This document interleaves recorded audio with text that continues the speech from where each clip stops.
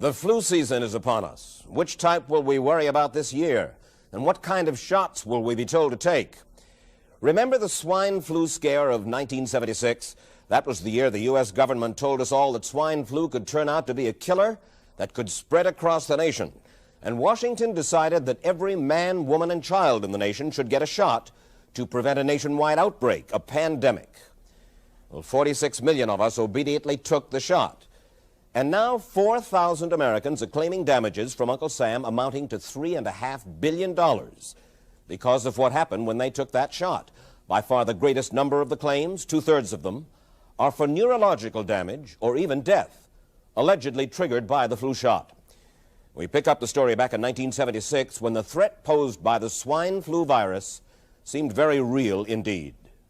This virus was the cause of a pandemic in 1918 and 1919 that resulted in over 500,000 deaths in the United States, as well as 20 million deaths around the world.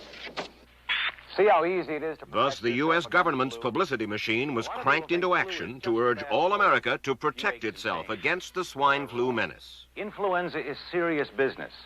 During major flu epidemics, millions of people are sick and thousands die. Well, this year you can get protection. The vaccines are safe, easy to take, and they can protect you against flu. So roll up your sleeve. Protect yourself.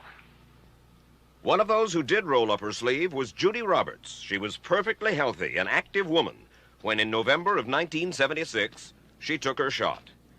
2 weeks later, she says, she began to feel a numbness starting up her legs. I joked about it at that time. I said I'll be numb to the knees by Friday if this keeps up. By the following week, I was totally paralyzed. So completely paralyzed, in fact, that they had to operate on her to enable her to breathe. And for 6 months, Judy Roberts was a quadriplegic. The diagnosis? A neurological disorder called Guillain-Barré syndrome, GBS for short. These neurological diseases are little understood. They affect people in different ways.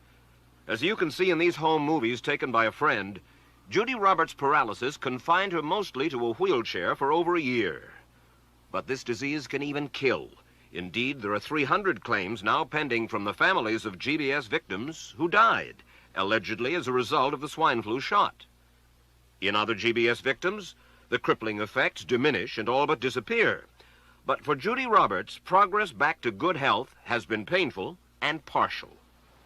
Now, I noticed that your smile, Judy, is a little bit constricted. Yes, it is. Is it different from what it used to be? Very different.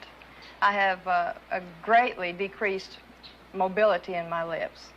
And I can't drink through a straw on the right-hand side. I can't blow out birthday candles. I don't whistle anymore, for which my husband is grateful. It may be a little difficult for you to answer this question, but have you recovered as much as you are going to recover? Yes, this is it. So you will now have a legacy of braces on your legs for the rest of your life? Yes, the weakness in my hands will stay, and the leg braces will stay. So Judy Roberts and her husband have filed a claim against the U.S. government. They're asking $12 million, though they don't expect to get nearly that much. Judy, why did you take the flu shot? I'd never taken any other flu shots, but I felt like this was going to be a major epidemic. And the only way to prevent a major epidemic of a really deadly variety of flu was for everybody to be immunized. Where did this so-called deadly variety of flu, where did it first hit back in 1976? It began right here at Fort Dix in New Jersey in January of that year when a number of recruits began to complain of respiratory ailments, something like the common cold. An Army doctor here sent samples of their throat cultures to the New Jersey Public Health Lab to find out just what kind of bug was going around here. One of those samples was from a Private David Lewis who had left his sickbed to go on a forced march. Private Lewis had collapsed on that march, and his sergeant had revived him by mouth-to-mouth resuscitation. But the sergeant showed no signs of illness. A few days later, Private Lewis died. If this disease is so potentially fatal that it's going to kill a young, healthy man, a middle-aged school teacher doesn't have a prayer. The New Jersey lab identified most of those soldiers' throat cultures as the normal kind of flu virus going around that year, but they could not make out what kind of virus was in the culture from the dead soldier and from 4 others who were sick. So they sent those cultures to the Federal Center for Disease Control in Atlanta, Georgia for further study. A few days later, they got the verdict: swine flu. But that much publicized outbreak of swine flu at Fort Dix involved only Private Lewis, who died, and those 4 other soldiers who recovered completely without the swine flu shot. If I had known at that time that the boy had been in a sick bed, got up, went out on a forced march, and then collapsed and died, I would never have taken the shot. The rationale for our recommendation was not on the basis of the death of a single individual, but it was on the basis that when we do see a change in the characteristics of the influenza virus, it is a massive public health problem in this country.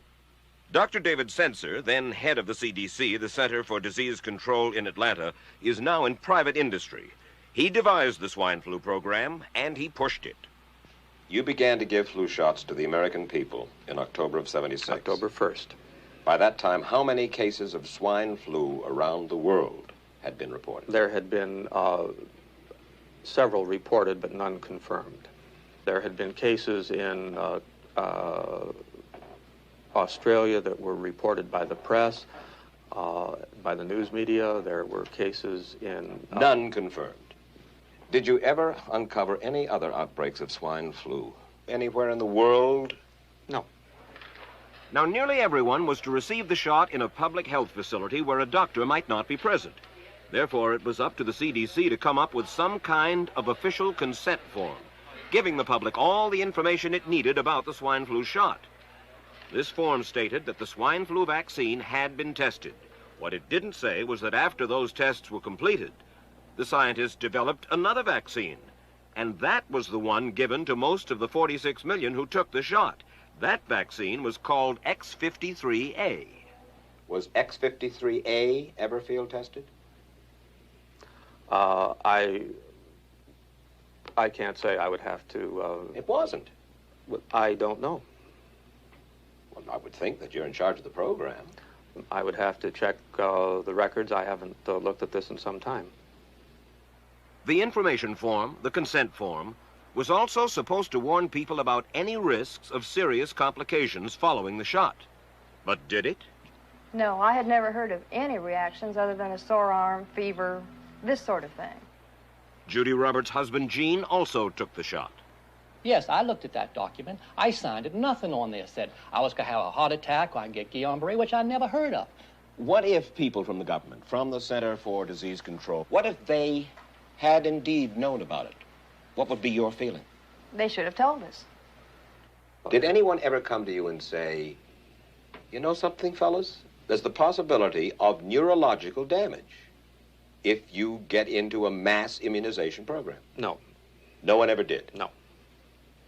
Do you know Michael Hatwick? Yes. Mm-hmm. Dr. Michael Hatwick directed the surveillance team for the swine flu program at the CDC.